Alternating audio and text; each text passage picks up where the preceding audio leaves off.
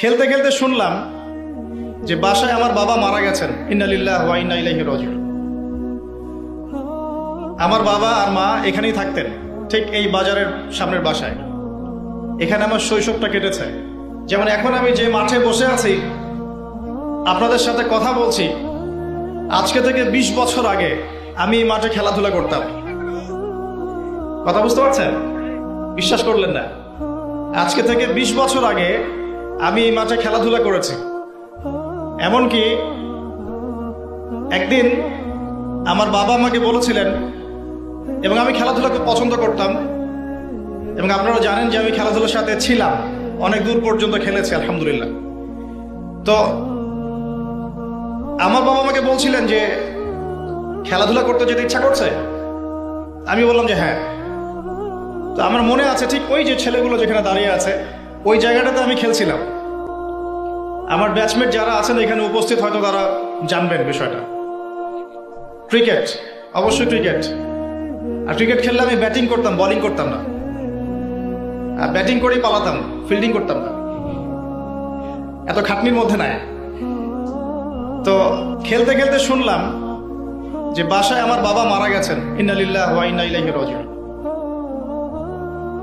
আমার বাবা আর মা এখানেই থাকতেন, ঠিক এই বাজারের সামনের বাসায়। এখানে আমার শৈশবটা কেটেছে। আমি আপনাদের এখানে পুলিশ একাডেমি শিশু শিক্ষালয় একটা স্কুল ছিল, এখন আছে কিনা আমি ঠিক জানি না। সেই স্কুলে আমি ক্লাস 1 ক্লাস 2 পর্যন্ত পড়েছিলাম, এবং সে সময় রাজশাহী ডিভিশনে একটা বিতর্ক প্রতিযোগিতা হয়েছিল আমার মনে আছে যতটুকু। তখন আমার বয়স অনেক কম, 6 থেকে 7 বছর হবে হয়তোবা। আমার মনে আছে আমি ডিভিশন বিতর্ক প্রতিযোগিতা এবং আবৃত্তি প্রতিযোগিতা ফার্স্ট হয়েছিলাম, এটাও মনে আছে আমার। এবং স্কুলে সবার সামনে আমাকে পুরস্কার দেওয়া হয়েছিল, এগুলো মনে আছে। এরপরে আমি সদ্য সরকারি পাইলট স্কুল উচ্চ বিদ্যালয়ে পড়েছি 1 বছর। এটা অনেকেই জানেন না। আমার শৈশবটার অনেকটা স্মৃতি এখানে জড়িত আছে। আর আজকে তাকদীরের কি লিখন যে সেই মাঠে বসে আমি আপনাদের সামনে দিনের ওয়াজ করছি। সুবহানাল্লাহ। আল্লাহ পাক কিভাবে মানুষের তাকদীর লিখে রাখেন। হয়তো সেদিন আল্লাহ পাক আসমানের উপর থেকে দেখছিলেন এই ছেলেটা যেখানে খেলছে আর 20টা বছর পর সে এখানে ওয়াজ করবে, তাই না? আল্লাহ পাক সব জানতেন না? দেখুন আমরা এখানে যারা উপস্থিত আছি, আমরা দোয়া করি আল্লাহ পাক সবাইকে জান্নাত দান করুন। তো আমরা যারা উপস্থিত আছি জান্নাতে যদি যাই ইনশাআল্লাহ, জান্নাতে যাওয়ার 1 কোটি বছর পরে আমরা কি করব আল্লাহ পাক এখনই সেটা জানেন, জানেন না? আবার আল্লাহ না করুক কেউ যদি জাহান্নামে যায়, জাহান্নামে যাওয়ার 1 কোটি বছর পর সে কি শাস্তি ভোগ করবে আল্লাহ পাক এখনই সেটা জানেন। আল্লাহ রাব্বুল আলামিন এই সময়ের ঊর্ধ্বে, এটাই বলে আমরা আল্লাহু আকবার। আরো ঘটনা আছে, বলতে গেলে আজকে ওয়াজের সময় শেষ হয়ে যাবে।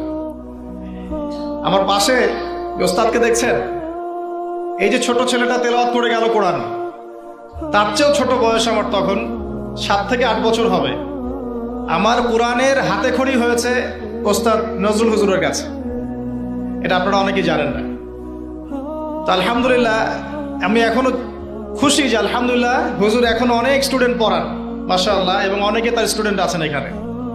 আমার কোরআনের হাতে খড়ি হয়েছে এখানে।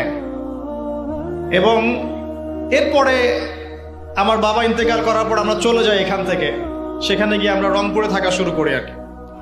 এখন আমি ঢাকার বাসিন্দা, তাকদীর ঘুরছে কিভাবে। এরপরে আরো অনেক পড়াশোনা করতে হয়েছে, মাদ্রাসার সাবজেক্টগুলো পড়তে হয়েছে, ইউনিভার্সিটিজ কভার করতে হয়েছে। বিগত প্রায় 10 বছর থেকে আমি মোটামুটিভাবে 14 থেকে 15 জন ওস্তাদ এর কাছে পড়েছি, 14 থেকে 15 জন। এই যে পড়ার পর আমি মনে করছি যে আমি ইসলামের কিছুই জানি না। আমার কাছে এখন মনে হয় ইসলামের জ্ঞান এত গভীর, যার মধ্যে কেবল ডুব দিয়েছি আমি, কোনো মণিমুক্তাও তুলতে পারি নাই। আমি কিভাবে আপনাদেরকে মণিমুক্তা দিব? আর এই পথে চলার সময় দেখেছি যে বাস্তবতা আর কোরআন সুন্নাহ এক জিনিস নয়। বাস্তব চলছে একভাবে, কোরআন সুন্নাহ বলছে আরেকভাবে। বাস্তবতায় সুদ খাওয়া মানুষের কাছে ফরজ হয়ে গেছে, আর কোরআন সুন্নাহ বলছে সুদ খেলে আল্লাহ এবং তার রাসূলের সাথে যুদ্ধ করা হয়। বাস্তবতায় আমরা দেখছি যে প্রত্যেকটা ছেলে মেয়ে, অলমোস্ট এভরিবডি ফ্রি মিক্সিং জেনার সাথে জড়িত। আর কোরআন বলছে আমাদেরকে ওয়ালা তাকরাবু জিনা, জেনার কাছেও যেও না। কোরআন সুন্নাহর সাথে বাস্তবতার বিশাল ফারাক। কোরআন সুন্নাহ বলছে আল্লাহ পাকের জমিনে লা ইলাহা ইল্লাল্লাহ এর পতাকা উড়বে, কিন্তু আমরা দেখছি আল্লাহর এই বিশাল জমিন পুরো পৃথিবীতে এখন কাফেরদের পতাকা উঠছে। কোরআন সুন্নাহ আল্লাহ পাক বলছেন যে পরিবারগুলো হতে হবে আদর্শ পরিবার, জান্নাতের টুকরার মতো। আর আমরা বাস্তবতা দেখছি, দেখুন অলমোস্ট এভরি পরিবারের মধ্যে ফাসাদ আর ফিতনা, মনে হচ্ছে এক একটা জাহান্নামের টুকরা হয়ে যাচ্ছে। আমরা কোরআন শুনে পাচ্ছি মেয়েদেরকে খাস পর্দায় থাকতে হবে, আর আমরা বাস্তবতা দেখছি মেয়েরা বেপর্দায় বাইরে বের হচ্ছে। কোরআন সুন্নাহ বলছে যে সবাইকে দ্বীনের জ্ঞান অর্জন করতে হবে ফরজ, বাস্তবতা দেখছি আমরা মানুষ কোরআনটাও বিশুদ্ধ করে তেলাওয়াত করতে পারছে না বেশিরভাগ মানুষ। কোরআন হাদিস বলছে সালাত যে ব্যক্তি ছেড়ে দেয়, মান তারাকা সালাতান মুতাআম্মিদান ফাকাদ কাফার, কেউ সালাত যদি ছেড়ে দেয় ইচ্ছা করে সে ব্যক্তি কুফরি করে। আর বাস্তবতা দেখছি 90% মুসলিমের দেশে বেশিরভাগ মুসলিম নামাজ পড়ে না।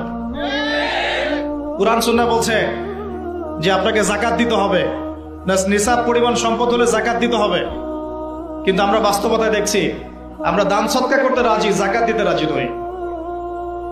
অনেক ফারাক। আমি চিন্তা শিখলাম যে দুনিয়া আর কোরআন সুন্নাহ একভাবে চলছে না। কোরআন এবং সুন্নাহ আমাদেরকে বলছে কোরআন সুন্নাহকে হাতে নিয়ে আমরা প্রায় 1250 বছর এই বিশ্বটাকে শাসন করেছিলাম, আর আজকে বিগত 200 থেকে 300 বছর আমরা দেখছি আমরা শাসিত। মানুষ আমাদেরকে উঠতে বললে উঠি, বসতে বললে বসি।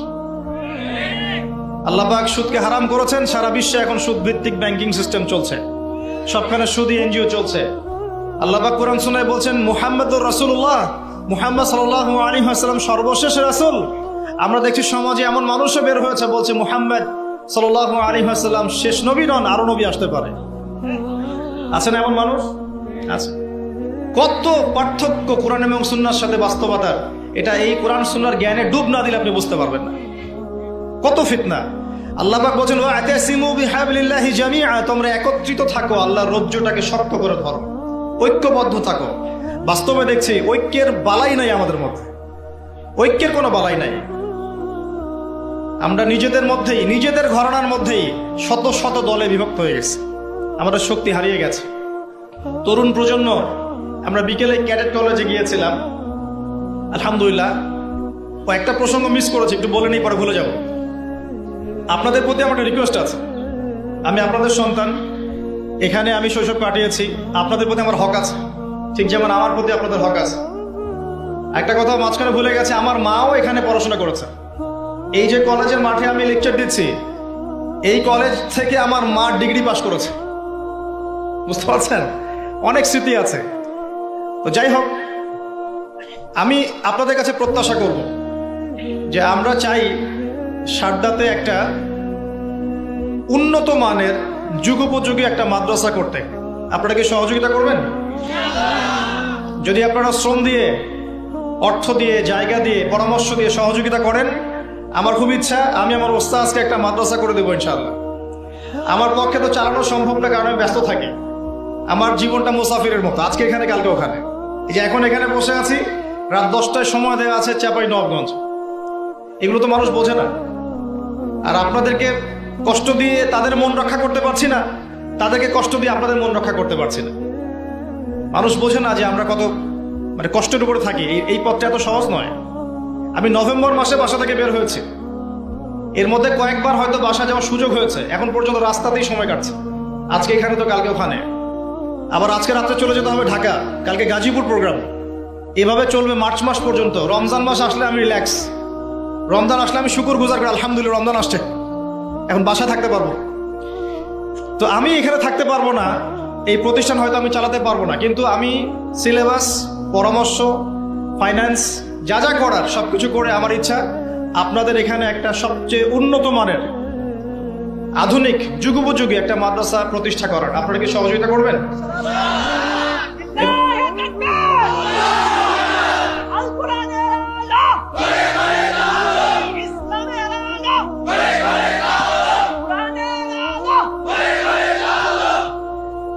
আর আমি গতানুগতিক যে চিরায়ত সিস্টেম এর বাইরে চিন্তা করতে চাই। যেমন আমরা শুধু এককেন্দ্রিক শিক্ষা শিখব না, আমাদেরকে জেনারেল এবং ইসলামিক উভমুখী শিক্ষা সমন্বয় করতে হবে। এই যুগে যদি কোরআন সুন্নাহকে কেন্দ্র করে বিশ্বকে শাসন করতে হয় বা বিশ্বকে চ্যালেঞ্জ করতে হয়, তাহলে এককেন্দ্রিক জ্ঞান যথেষ্ট নয়। আপনাকে জ্ঞানের ক্ষেত্রে ভার্সেটাইলিটি আনতে হবে। এবং আমি চেষ্টা করব ইনশাআল্লাহ একদম শুরু থেকেই বাচ্চা থেকে যেন দাওরা পর্যন্ত প্রত্যেকটা ক্লাসে জেনারেল এবং ইসলামিক শিক্ষার একটা সমন্বয় থাকে। আল্লাহ পাক তৌফিক দান করুন। এবং আমার ইচ্ছা এই প্রতিষ্ঠানটার দায়িত্ব আমি আমার ওস্তাদকে দিয়ে দেবো ইনশাআল্লাহ। এটা হচ্ছে ছাত্র হিসাবে আমার ক্ষুদ্র একটা ঋণ পরিশোধের প্রচেষ্টা। আমি এখন আলহামদুলিল্লাহ কোরআনের অনেকটা অংশ মুখস্থ করেছি। যখন ওস্তাদ আমাকে পড়াতেন তখন আমি হাফেজ ছিলাম না, কিন্তু এখন আলহামদুলিল্লাহ আমার 84 বা 85টা সূরা মুখস্থ আছে আলহামদুলিল্লাহ। তখন আমার এটা ছিল না। এই যে সারা জীবন, এবং আমার কিন্তু স্টুডেন্ট আছে অনেক, এবং আমার কিছু প্রতিষ্ঠান গড়ে উঠেছে বাংলাদেশে আলহামদুলিল্লাহ। ঢাকাতে একটা, রংপুরে একটা, ইনশাআল্লাহ রাজশাহীতেও একটা হবে। আর আল্লাহ যদি চান তাহলে সমুদ্রের পারে কক্সবাজার, সেখানেও ইনশাআল্লাহ একটা প্ল্যান চলছে ইনশাআল্লাহ। তো এখানে আরো কিছু কোর্স আমি লঞ্চ করার চেষ্টা করেছি, যেখানে একজন জেনারেল শিক্ষিত ভাই 1 বছরের মধ্যে ইসলামের বেসিক 6টা সাবজেক্ট শিখবেন ইনশাআল্লাহ তাআলা। আমি বলছি না আপনারা মুফতি মুহাদ্দিস হয়ে যাবেন, মানে বেসিক নলেজগুলো শিখবেন ইনশাআল্লাহ তাআলা। কোরআন, হাদিস, আকীদা, ফিকহ, ইসলামের ইতিহাস এবং রাসূল সাল্লাল্লাহু আলাইহি ওয়াসাল্লামের সিরাত, এই 6টা মেজর সাবজেক্ট আপনাকে শেখানো হবে 1 বছর ইনশাআল্লাহ। 1 বছর পর আপনি ফিল করবেন যে 1 বছর আগে আপনি যা জানতেন 1 বছর পর আপনার জ্ঞানটা অনেক বেশি আলহামদুলিল্লাহ। এবং দাওয়া ট্রেনিং কোর্স চালু করতে হবে যাতে করে দায়ীদেরকে তৈরি করা যায়। এবং উভমুখী শিক্ষার সমন্বয় দরকার। আপনি যদি কোরআন সুন্নাহয় দক্ষ হন আলহামদুলিল্লাহ, কিন্তু সমসাময়িক জ্ঞানগুলো না থাকে তাহলে আপনি কোরআন সুন্নাহকে হাতে নিয়ে পশ্চিমা বিশ্বকে চ্যালেঞ্জ করতে পারবেন না। আবার যদি শুধু জেনারেল শিক্ষায় শিক্ষিত হন, যেমনটা আমরা হচ্ছি, এখানে ইসলামের বেসিক বিষয়গুলো না থাকে, নামাজ, কালিমা, তাওহীদ, আকীদা, ফিকহ, হ্যাঁ, এই যে বেসিক বিষয়গুলো, কোরআন তেলাওয়াত, আরবি ব্যাকরণ, আরবি ভাষা, হাদিস, এগুলো না থাকলে কিন্তু আপনি শুধু জেনারেল শিক্ষা দিয়ে পরকালে পার পাবেন না। তো এখানে একটা মেরুকরণ আছে, এটাকে হারমোনিয়াসলি কানেক্ট করতে পারলে ইনশাআল্লাহ তাআলা আশা করা যায় আমরা কিছু করতে পারি না পারি, আমাদের পরবর্তী প্রজন্মটা ইসলামকে নিয়ে আল্লাহর জমিন, আল্লাহর দিন কায়েম করবে ইনশাআল্লাহ।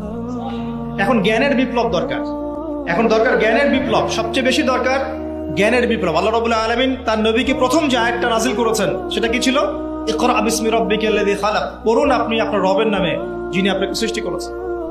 তো এই জ্ঞানের চর্চা আল্লাহ পাক আমাদের সবাইকে করার তৌফিক দান করুন, জ্ঞানের বিপ্লব ঘটানোর তৌফিক দান করুন।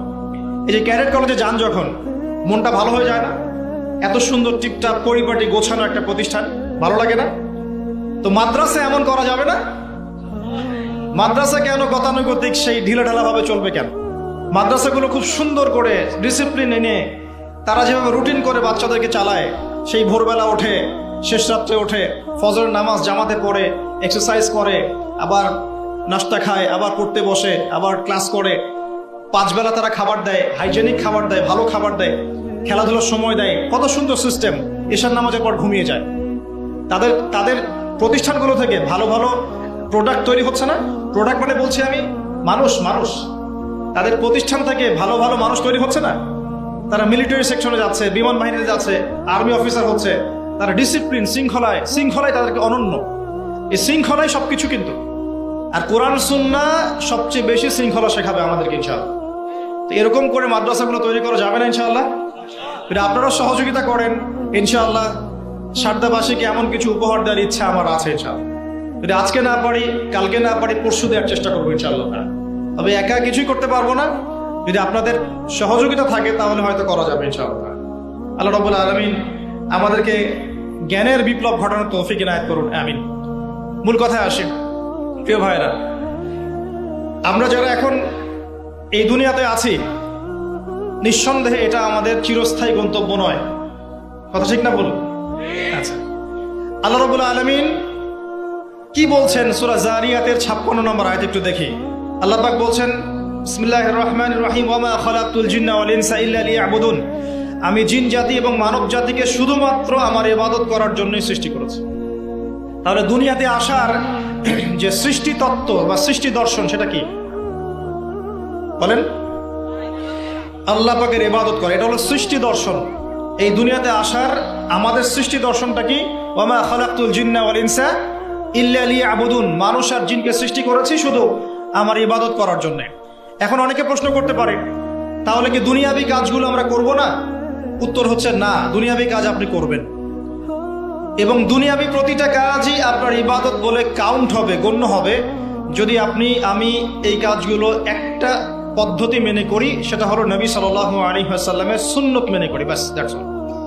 রাত হয়েছে ঘুমাবেন, ঘুমটা যদি নবীর সুন্নাহ মতো হয় আপনি প্রত্যেক সেকেন্ডে নেকি পাবেন ইনশাআল্লাহ। ইস্তেঞ্জা করবেন, ইস্তেঞ্জাটা যদি নবীর সুন্নাহ মতো হয় নেকি পাবেন ইনশাআল্লাহ। যদি আপনি খাবার খান, খাবার খাওয়াটাও যদি নবীর সুন্নাহ মতো হয় নেকি পাবেন। এমনকি স্ত্রী সহবাসও যদি আপনি করেন নবীর সুন্নাহ মেনে, তো তারপরেও নেকি হবে ইনশাআল্লাহ। আর কি চাই বলেন? কাপড় চোপড় পরা, ওযু করা, গোসল করা, ব্যবসা বাণিজ্য, চাকরি বাকরি, আমাদের প্রফেশনগুলো যেগুলো আছে, দাওয়া, দিনের কাজ করা, দুনিয়ার কাজ করা, সবকিছুই ইবাদত হবে ইনশাআল্লাহ যদি একটা সুন্নাহ আমরা মেনে চলি, সেটা হলো নবী সাল্লাল্লাহু আলাইহি ওয়াসাল্লামের আদর্শ এবং তরিকা ফলো করা। তার তরিকা বাদ দিয়ে অন্য কোনো তরিকা কি ফলো করা যাবে? উত্তর হচ্ছে না। তার তরিকা বাদ দিয়ে অন্য কোনো তরিকা ফলো করা যাবে না। তবে সেই ব্যক্তির কথা নেওয়া যাবে যার কথা এবং কাজ রাসূল সাল্লাল্লাহু আলাইহি ওয়াসাল্লামের সাথে মিলে যায়। কোনো সমস্যা আছে? কিন্তু কোনো ব্যক্তি যত বড়ই হোক না কেন, তার কথা এবং কাজ যদি রাসূল সাল্লাল্লাহু আলাইহি ওয়াসাল্লামের সাথে না মিলে, তাহলে সেটা নেওয়া যাবে না। আল্লাহ পাক দুনিয়াতে পাঠিয়েছেন তার ইবাদত করার জন্য। আর ইবাদত মানে শুধু নামাজ, রোজা, হজ, জাকাতই নয়, বরং আপনার পারিবারিক জীবন থেকে শুরু করে অর্থনৈতিক জীবন, ব্যবসা বাণিজ্য এবং পলিটিক্যাল লাইফ সবকিছু ইবাদত ইনশাআল্লাহ, যদি আপনি নবীর তরিকা মতো করতে পারেন। এখন একটা প্রশ্ন আসবে, এই ইবাদতটা কি আমরা শুধু ব্যক্তি জীবনেই করব, ইবাদতের জীবনেই করব, না পুরো জীবনে করব? এখন এই দাওয়াতটার খুব বেশি প্রয়োজন। আমরা অনেকেই নামাজ পড়ি কিন্তু সুদও খাই, আছি না? নাই? অনেকে তাহাজ্জুদ পড়েন কিন্তু ঘুষ খান, আছেন না? অনেকে মাশাআল্লাহ দান সদকা করেন, ভালো কাজও করেন, আবার বেপরদায় চলেন, এমনটা আছে না? এখানে বুঝতে হবে যে ইবাদত মানে শুধুমাত্র নামাজ, রোজা, হজ, জাকাতই নয়, বরং ইবাদত মানে আপনার জীবনের প্রতিটা ক্ষেত্র ইবাদত ইনশাআল্লাহ। যখন আপনি নামাজ, রোজা, হজ, জাকাত করছেন, তাসবিহ, তাহলিল, জিকির, আজকার করছেন, এগুলো ইবাদত হচ্ছে আলহামদুলিল্লাহ। একই সাথে যখন আপনি ব্যবসায় আসবেন, তখন মাপে কম দেওয়া যাবে না, তখন পণ্যে ভেজাল দেওয়া যাবে না, তখন আপনি মিথ্যা কসম খেয়ে পণ্য বিক্রি করতে পারবেন না, তখন আপনি মজুত করতে পারবেন না, কৃত্রিম সংকট তৈরি করতে পারবেন না। এখানেও আপনাকে সুন্নাহ ফলো করতে হবে। যদি এখানে গিয়ে আপনি রাসূলের সুন্নাহ ফলো না করেন, আল্লাহর বিধান আপনি না মানেন, তাহলে ইবাদত বন্দেগীর জীবনে লা ইলাহা ইল্লাল্লাহ থাকলেও ব্যবসা বাণিজ্যের জীবনে লা ইলাহা ইল্লাল্লাহ নাই। আমার কথা কি বোঝা যায়? একটু হলেও কি বোঝা যায়? আচ্ছা, আবার পারিবারিক জীবনে গেলেন, সেখানে আপনার সন্তান নামাজ পড়ছে না, আপনার মেয়েরা পর্দা করে না, স্ত্রীরা পর্দা করে না, তাহলে পরিবারের জীবনে লা ইলাহা ইল্লাল্লাহ মুহাম্মাদুর রাসূলুল্লাহ কিন্তু নাই, ইবাদতের ক্ষেত্রে আছে। আবার আপনি সমাজ জীবনে গেলেন, এখানে আপনি আল্লাহর বিধানকে পাশ কাটিয়ে বা আল্লাহর বিধানকে বাদ দিয়ে পশ্চিমাদের বিধান চর্চা করছেন, তার মানে এই জীবনে কিন্তু লা ইলাহা ইল্লাল্লাহ নাই। তো লা ইলাহা ইল্লাল্লাহ মুহাম্মাদুর রাসূলুল্লাহ কি শুধুমাত্র নামাজেই, না পুরো জীবনে পালন করতে হবে? এটাই হচ্ছে সেই আয়াতের ব্যাখ্যা। আল্লাহ পাক বলেন উদখুলু ফিস সিলমি কাফা, তোমরা পরিপূর্ণরূপে ইসলামে প্রবেশ করো। এখন ইসলামে পরিপূর্ণ প্রবেশের মানে হচ্ছে জীবনের একটা ক্ষেত্রে নয়, জীবনের সমস্ত ক্ষেত্রেই কোরআন এবং সুন্নাহকে ফলো করতে হবে। আল্লাহ পাক আমাদের সবাইকে তৌফিক ইনায়াত করুন, আমিন। এখন এই ইসলাম ছাড়া কি অন্য কোনো দিন আল্লাহর কাছে গ্রহণযোগ্য হবে? আল্লাহ পাক কি বলছেন শুনুন। আল্লাহ পাক বলছেন ওয়া মা ইয়াবতাগি গায়রাল ইসলামি দীনান ফালা ইউকবাল মিন, কেউ যদি ইসলাম ছাড়া অন্য কোনো দিন তালাশ করে, কোশ্চিন কালেও সেটা আল্লাহর কাছে কবুল করা হবে না। কোনটা কবুল করা হবে? আল্লাহ পাক বলছেন ইন্না দীনা ইনদাল্লাহিল ইসলাম, আমার কাছে, আল্লাহর কাছে, নিশ্চয় আল্লাহর কাছে একমাত্র গ্রহণযোগ্য দিন হচ্ছে কি? বলেন ইসলাম। তাহলে ইসলাম আল্লাহর কাছে একমাত্র গ্রহণযোগ্য দিন, এটা বাদ দিয়ে অন্য কোনো দিন কবুল হবে না। কেউ যদি তালাশ করে তাহলে সে ক্ষতিগ্রস্ত হবে। এবং এই ইসলামের মূল ভিত্তি হচ্ছে কোরআন এবং সুন্নাহ। এবং এই কোরআন সুন্নাহকে আমরা শুধু জীবনের এক ক্ষেত্রে বাস্তবায়ন করলে হবে না, সামগ্রিক জীবনে বাস্তবায়নের চেষ্টা করতে হবে। আল্লাহ পাক সবাইকে তৌফিক ইনায়াত করুন, আমিন। এবার আসেন যে এর ভিত্তিগুলো কি কি। এটা আমরা পাবো অন্য একটা হাদিস থেকে, যখন জিবরাইল আলাইহিস সালাম সরাসরি মানুষের রূপ ধরে মানুষের সামনে এসে নবীকে জিজ্ঞাসা করছেন যে ইয়া মুহাম্মদ সাল্লাল্লাহু আলাইহি ওয়াসাল্লাম আখবিরনি আনিল ইসলাম, আমাকে ইসলাম সম্পর্কে বলুন। নবী সাল্লাল্লাহু আলাইহি ওয়াসাল্লাম বলছেন আল ইসলাম, ইসলাম হচ্ছে আন তাশহাদা আল লা ইলাহা ইল্লাল্লাহ ওয়া আন্না মুহাম্মাদান আবদুহু ওয়া রাসূলুহু। ইসলামের প্রথম পিলার হচ্ছে তুমি সাক্ষ্য দিবে আল্লাহ ছাড়া কোনো মাবুদ নাই এবং মুহাম্মদ সাল্লাল্লাহু আলাইহি ওয়াসাল্লাম আল্লাহর বান্দা এবং রাসূল। 2 ওয়া আন তুকিমাস সালাত, তুমি সালাত কায়েম করবে। 3 ওয়া আন তুতিয়াজ যাকাত, তুমি যাকাত প্রদান করবে। 4 ওয়া তাসুম রমাদান, রমজান মাসে সাওম রাখবে। আর 5 হচ্ছে ওয়া তুহিজ্জাল বাইত ইন ইসতাতা'তা ইলাইহি সাবিলা, আর তুমি হজ করবে যদি তোমার সামর্থ্য থাকে। সামর্থ্য না থাকলে নয়, সামর্থ্য থাকলে তুমি হজ করবে। এই 5টা হচ্ছে ইসলামের মৌলিক পিলার। কয়টা পিলার ভাই? 5টা। ইসলামের মৌলিক পিলার 5টা, ইমানের কয়টা? 6টা। মনে রাখবেন, ইসলামের পিলার কয়টা? 5টা, ইমানের কয়টা? 6টা। ইমানের 6টা হচ্ছে: 1 আল্লাহ বিশ্বাস, 2 ফেরেশতা মণ্ডলীতে, 3 আল্লাহর কিতাবগুলোতে, আসমানি কিতাব সমূহ, 4 নবী রাসূলগণ, 5 পরকাল, এবং 6 তাকদীর বা ভাগ্যের ভালো মন্দ। এই 6টার প্রতি মনে বিশ্বাস করলে, মুখে স্বীকার করলে এবং কাজে বাস্তবায়ন করলে একজন ব্যক্তি মুমিন হয়, আলহামদুলিল্লাহ। ঠিক আছে? এই ইসলামের 5টা ভিত্তি দিকে একটু তাকাই আমরা, এক নজর দেই। প্রথমটা কালিমা। আমরা কি সবাই কালিমার মর্ম হাকিকত বুঝি? যখন থেকে লা ইলাহা ইল্লাল্লাহ পড়েছেন, আপনি বাধ্য যে আল্লাহ পাকের বিধান বাদ দিয়ে আপনি অন্য কোথাও যেতে পারবেন না। এটা লা ইলাহা ইল্লাল্লাহের একটা মৌলিক কথা। লা ইলাহা ইল্লাল্লাহ বলেছেন মানে আল্লাহর সাথে আপনি শিরক করতে পারবেন না। মুহাম্মদুর রাসূলুল্লাহ যখন বলেছেন, তার মানে আপনি সুন্নতের বাইরে কোনো বেদাত করতে পারবেন না। আমি কি বুঝাতে পারছি? যখন লা ইলাহা ইল্লাল্লাহ বলেছেন, তখন শিরক করা যাবে না, আল্লাহর বিধানের বাইরে যাওয়া যাবে না। যখন মুহাম্মদুর রাসূলুল্লাহ বলেছেন, তখন নবীর তরিকা সুন্নত বাদ দিয়ে অন্য তরিকার বেদাতে যাওয়া যাবে না। এখন আমরা তো দুঃখজনক যে আমরা আসলে মুসলিম পরিবারে জন্মগ্রহণ করেছি ঠিকই, কিন্তু আমরা শিরক বুঝি না। কি বুঝি না? শিরক বুঝি না। এখন মুসলিমরা আল্লাহ ছাড়া অন্য কারো কাছে চায় না। মুসলিমরা আল্লাহ ছাড়া অন্য কাউকে সেজদা করে। মুসলিমরা আল্লাহ ছাড়া অন্য কারো জন্য নজর মানত করে। মুসলিমরা গায়রুল্লাহর নামে এখন জবাই কিন্তু করে ঘরে, খুলে না। কেন? খুললে তার ক্ষতি হয়ে যাবে এই ভয়ে। মুসলিমরা এখন ছবি মূর্তির উপাসনা শুরু করেছে, করে নাই? করেছে কি করে নাই? এবং কোন কোন ক্ষেত্রে এগুলোকে প্রতিষ্ঠা করার প্রয়াস দেখা যাচ্ছে সমাজের মধ্যে। আরো আছে, মুসলিমরা এখন ভাগ্য গণকের কাছে যায় না? এ হাত দেখে দাও, ভাগ্য দেখে দাও। মুসলিমরা রাশি ফলে বিশ্বাস করে। রাশি ফল, অমুকের রাশি কি, তমুকের রাশি কি, আজকে কি হবে, কালকে কি হবে, তাই না? এগুলোতে বিশ্বাস করে। মুসলিমরা যুগ বা সময়কে গালি দেয়। মুসলিমরা বাতাসকেও গালি দেয়। মুসলিমরা অনেক সময় দেখা যায় আল্লাহ ছাড়া অন্য কারো কাছে দোয়াও করে এবং আশা করে যে অন্য কোনো মৃত মানুষ তাকে সন্তান দিতে পারবে, পরকালে পার করায় দিবে। এগুলো মুসলিমরা ভাবে না? এই শিরকগুলো সমাজের মধ্যে নাই? সমাজে এখন একটা নতুন শিরক আসছে। নতুন না, আসলে এটা প্রাচীন, কিন্তু এখন চর্চা বেড়েছে। চর্চাটা খুব বেড়েছে। এটা হচ্ছে এই যে তাবিজ কবজ কুফরি কালাম করার শিরক। এটা করে না? তাবিজ করা, কবজ করা, এই যে জাদুটোনা বানটোনা করা, এই কাজগুলো মানুষ করে না? এগুলো যে ব্যক্তি করবে সে ব্যক্তি মুশরিক হয়ে যাবে, শিরক করে ফেলবে। আর একটা আধুনিক শিরক আসছে। কি শিরক? আধুনিক। এটা আধুনিক কেন বললাম? এটা এই যে 1200 বছর থেকে এই শিরকটা খুব কম ছিল। বিগত 200-300 বছর থেকে এই শিরকটা একদম আকাশচুম্বী। সেটা হলো যে মুসলিমরা মানে অমুসলিমদের আদর্শ ধারণ করছে, আর অমুসলিমরা চাপিয়ে দিচ্ছে যে আল্লাহ পাক যেগুলো হালাল করেছেন সেগুলো তারা হারাম করে দিচ্ছে, আর আল্লাহ পাক যেগুলোকে হালাল করেছেন সেগুলো আল্লাহ পাক যেগুলো হারাম করেছেন ওগুলো তারা হালাল করে দিচ্ছে।